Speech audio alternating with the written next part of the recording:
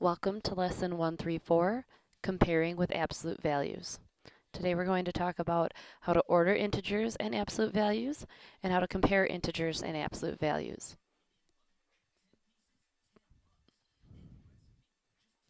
Right, so when we're ordering integers and absolute values are involved, anytime that we compare or order numbers, we're actually looking at what the number is worth, what the value of the number is. So in this case, we have to think of what the value of each of these numbers is.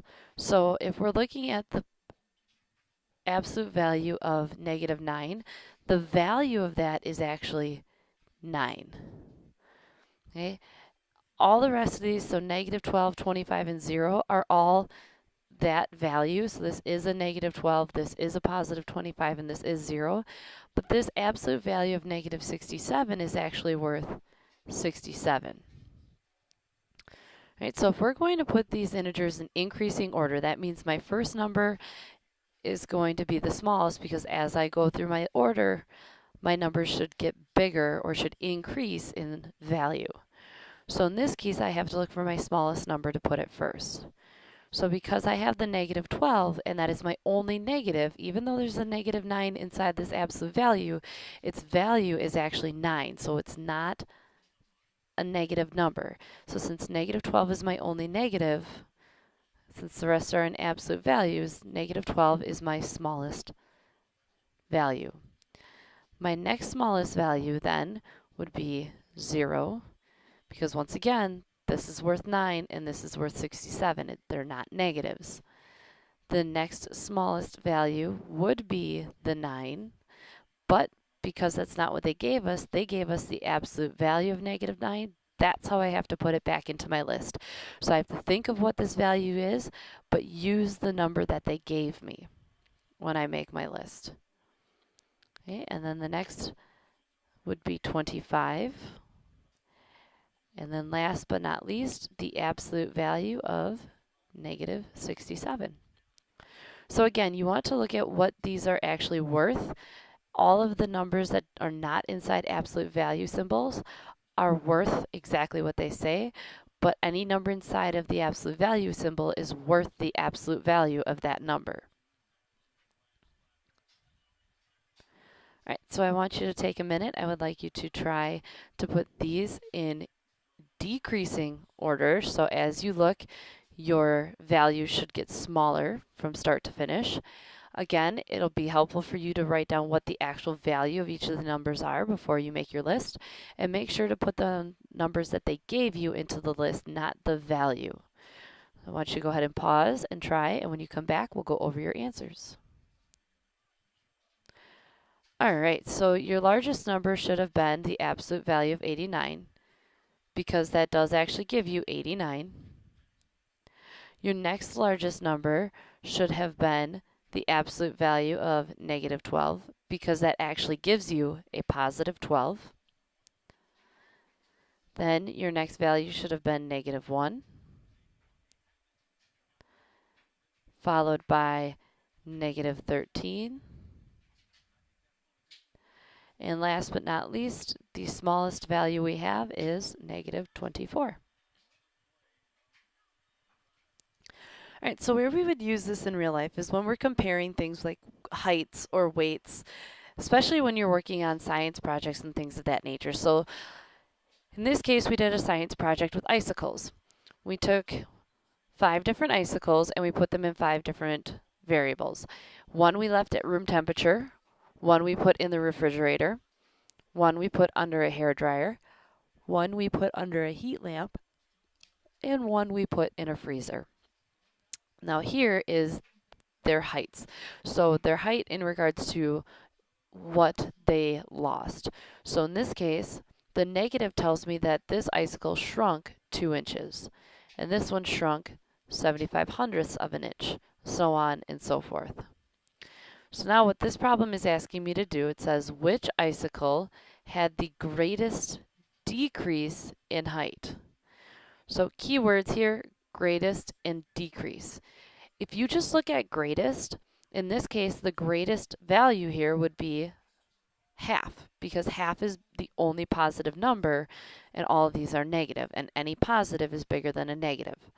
However, it's looking for the greatest decrease, and since this is a positive number, that actually means that this icicle grew.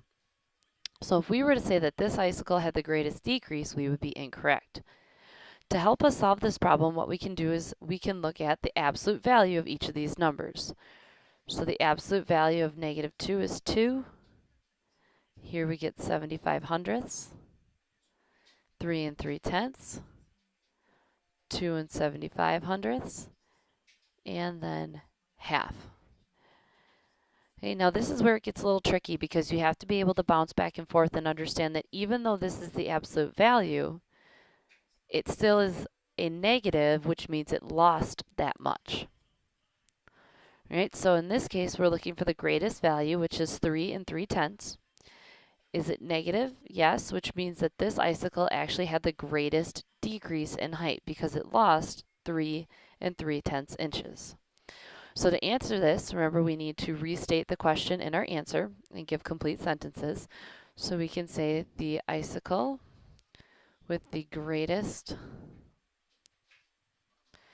decrease in height was the icicle that was placed under the hairdryer.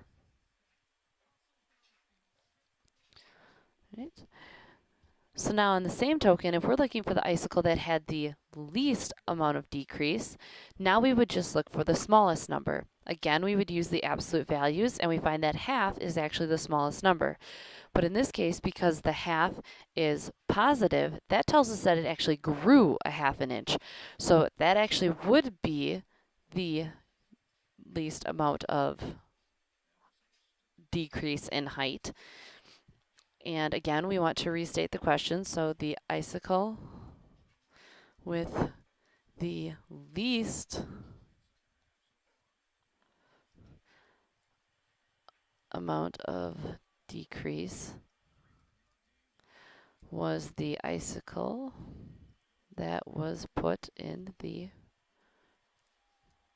freezer. Again, we use the absolute value to compare, but then we also have to look back and see if it's a negative or a positive and think of what that negative or positive means. In this case, it's not talking about not enough money or anything like that. It's talking about losing height. All right, so what I would like you to do, I'd like you to look at this. It says the table shows the depths that divers found different pieces found from a shipwreck. So I want you to answer these two questions, and I want you to pause, and when you come back, we'll go over your answers. All right, so this is much like the problem that we just did, in the sense that we are looking to find what was found in the deepest part of the ocean. Well, if you just look at these numbers as is, you would look for the greatest number because you're thinking about, okay, well, deepest, greatest. In this case, 24 and 75 hundredths, because it's negative, would be the biggest number, which is why we need to change all these again to the absolute value.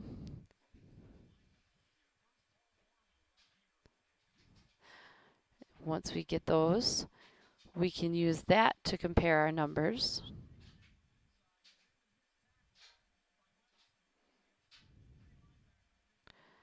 Okay, because in this case, what the negative means is below sea level. Remember we talked about before that sea level is 0, so anything with a negative is below sea level. And the further away you go, the bigger your negative number gets, the further away from the surface you're getting, meaning the deeper you're going into the ocean. So in this case, I want to see what was in the deepest part of the ocean. Well, if I compare my numbers, I know 24 and 75 hundredths is out because everything else has hundreds. And 200 and 300 would be out. But I have 534 twice. So what I would do is I would take these and write them down, and I would write the numbers one on top of the other and line them up by place value.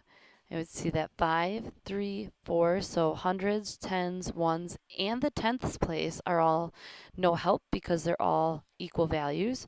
But now here, because there's nothing, I can add a 0, and since 6 is bigger than 0, that tells me that this number is actually larger, which means that this number is the deepest depth in the ocean that they found something. So again, we're going to restate the question in our answer. So we can say the piece that was found in the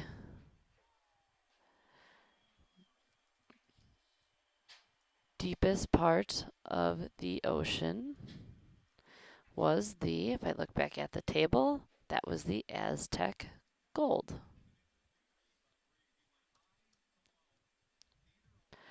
All right, and now if I'm looking for the shallowest part of the ocean, that means I'm looking for the smallest number, because that would be the closest to the surface, okay? And because we're working with absolute value and those are all positive, that's why we're looking for the smallest number, which makes more sense, because if we were talking about negatives, we'd actually be looking for the biggest number, and that's just confusing. So in this case, I know 24 has to be my smallest number because every other number has a number in the hundreds place. So I take a look and I see that the treasure map was at that depth. So again, I restate the question. The piece found at the shallowest part of the ocean was the treasure map. And I can even get more detailed and say which was found at negative 24 and 75/100 meters. Or I could even change that and say at 24 and 75/100 meters below sea level. I can't leave the negative here though, because if I leave the negative here, that actually makes this incorrect, because it wasn't found at negative 24 and 75/100 below sea level. Okay, the below sea level tells us that this is negative. So you have to choose one or the other. You can either just give the depth without the below sea level, or you can give the absolute value with the below sea level. All right, so what I would like you to do on Edmodo, I'd like you to answer these 3 questions. What do you need to do to numbers in an absolute value symbol before putting them in order? Put the numbers in order from greatest to least, and then use the table below to determine who is at the lowest elevation. Now I know this table is not in your notes. You can draw it in your notes, or you can just have the last part of this video up, pause at the end, because this is your table. So it gives you the city and its elevation, and I want you to tell me who is at the lowest elevation. As always, if you have any questions, please be sure to post them to Edmodo so we can go over them in class.